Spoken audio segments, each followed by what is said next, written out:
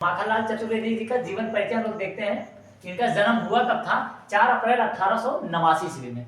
4 अप्रैल 1889 में जन्म हुआ था माखनलाल चतुर्वेदी जी का, ठीक है। और इनका जन्म और मतलब कि किस जगह पे हुआ था? तो मध्य प्रदेश के बावई में। मध्य प्रदेश के बावई में इनका जन्म हुआ था, होशंगाबाद जिले में। बावई गांव था, होशंगाबाद जिला और राज्य मध्य प्रदेश, ठीक है। मध्य प्रदेश के होशंगाबाद जिले के बावई गांव में इनका जन्म हुआ था 4 अप्रैल 1889 में। किसका? माखनलाल चतुर्वेदी जी का, ठीक है। और इनका फिर इनके फादर साहब का क्या नाम था? पादिर मतलब कि पंडित नंदलाल चतुर्वेदी। इनके फादर साहब का नाम था पंडित नंदलाल चतुर्वेदी। वो भी पंडित ही थे, लेकिन अपने नाम का आगे नहीं लगाते, पंडित माखनलाल, ठीक है ना। मांगललाल, पंडित माखनलाल चतुर्वेदी। इनके फादर का नाम था पंडित नंदलाल चतुर्वेदी। और इनका निधन कब हुआ? 30 जनवरी 1800 मतलब 30 जनवरी 1968 को। ये साहब 4 अप्रैल को आए और 30 जनवरी को मुस्कुराते हुए चले गए, ठीक है ना।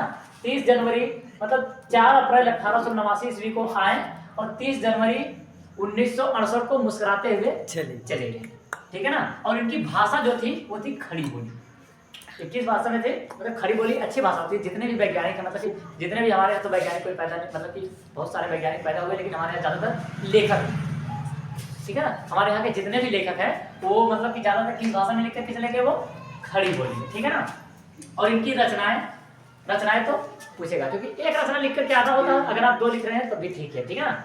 मतलब कि एक है रामनवमी, समर्पण और माता। इनका जो मतलब कि रचनाएं हैं रामनवमी, समर्पण और माता, एकदम इजी, ठीक है ना। और मतलब कि किस बताते हैं? माखनलाल चतुर्वेदी, इनका जन्म 4 अप्रैल 1889 ईस्वी में, ठीक है ना। 4 अप्रैल 1889 ईस्वी में। 1889 ईस्वी में एक और कवि का भी जन्म हुआ था। उनका क्या नाम था? जयशंकर प्रसाद, ठीक है ना, जयशंकर प्रसाद। और इनका जन्म कहाँ हुआ था? मध्य प्रदेश के बावई में। इनका हुआ था बावई में, मतलब मध्य प्रदेश के बावई में। और इनके पिता का नाम था पंडित नंदलाल चतुर्वेदी, ठीक है ना, पंडित नंदलाल चतुर्वेदी। और इनका निधन मतलब ये गए कब थे दुनिया छोड़ करके? 30 अप्रैल 1968 ईस्वी में, ठीक है ना। और इनकी भाषा जो थी वो थी खड़ी बोली। और इनकी रचनाएं रामनवमी, समर्पण और माता। दोस्तों ये रहा माखनलाल चतुर्वेदी जी का जीवन परिचय।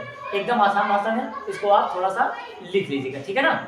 जैसे हो गया इनका जन्म 4 अप्रैल 1889 में कहाँ हुआ था? मध्य प्रदेश के बावई में। इनके पिता का नाम पंडित नंदलाल चतुर्वेदी। और इनका निधन कब हुआ? 30 जनवरी 1968 को, ठीक है। और इनकी भाषा खड़ी बोली।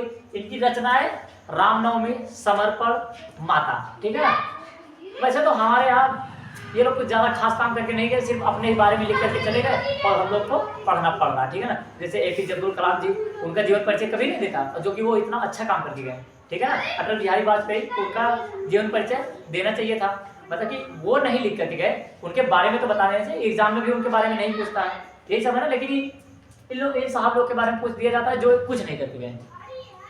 वही जो हुआ सिर्फ अपने बारे में लिख करके चले गए, इनकी जीवन परिचय पढ़ना पड़ता है। तो क्या करें भाई साहब, हमारे देश की शिक्षा व्यवस्था ही ऐसी है, ठीक है ना। लेकिन उनके बारे में भी जितने भी हमारे यहाँ स्वतंत्रता सेनानी हुए हैं, महापुरुष हुए हैं, जैसे सुभाष चंद्र बोस हो गए, अम्बेडकर साहब हो गए, और भी महात्मा बुद्ध आकर के उनको ज्ञान प्राप्ति हुआ था, उनके बारे में 10th या इंटर में है ही नहीं, सिर्फ हिस्ट्री में पढ़ लिया जाता है, ठीक है ना।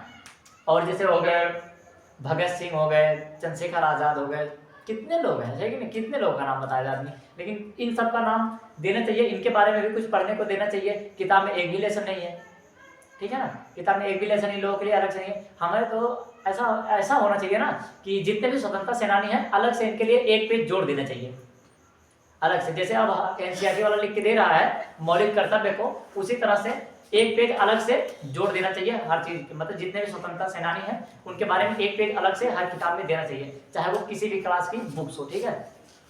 तो अभी हम लोग एज से भी लगाते रहते हैं अंदाजा ना कि लड़का बहुत ही ज़्यादा बोल दिया, इतना ज़्यादा बोलना, अभी तुम्हारी एज ज़्यादा नहीं है, ठीक है ना। तो आज के लिए सिर्फ इतना ही, मिलेंगे नेक्स्ट वीडियो में, तब तक के लिए जय हिंद,